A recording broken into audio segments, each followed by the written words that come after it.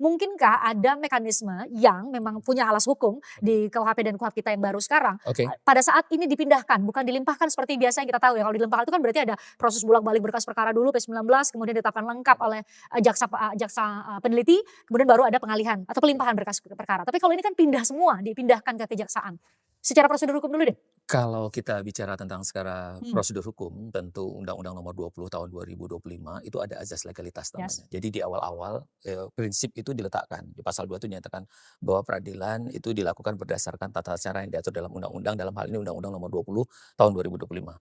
Jadi mekanismenya kan demikian.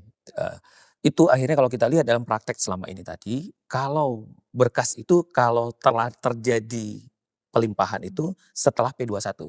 Jadi ada tanda tangan sekarang itu ada tanda tangan kejaksaan mana yang bertanggung jawab setelah P21 atau dibilang itu adalah pelimpahan tahap 2 di mana orang dan berkas perkara diserahkan termasuk barang buktinya. Jadi tidak bisa di tengah dipotong kasih aja terus gitu, dikasih aja. Jadi ini tidak ada. Jadi kalau kita misalnya mengacu ya ke dalam pasal hari ini di ayat 61 ayat 3 KUHAP itu jelas sekali dinyatakan kalau sudah lengkap baru itu diberikan. Terus bisa juga kita lihat pasal 8 ayat 4 KUHAP, nanti monggo untuk dibaca kepada ditampilkan segala macam. Dan juga nanti coba lihat di pasal 620 Kitab Undang Hukum Pidana. Jadi 620 KUHP itu juga bilang, dalam Tipitsus semua lembaga berperang sesuai undangnya masing-masing. Jadi pada waktu Polri kemarin ya seharusnya dia harus sampai tuntas.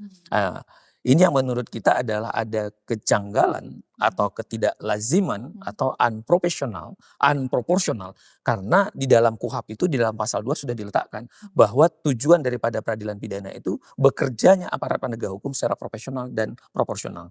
Dengan kejadian yang kemarin sebenarnya itu adalah bertentangan dengan apa yang dimaksud dengan Kitab Undang Hukum Acara Pidana.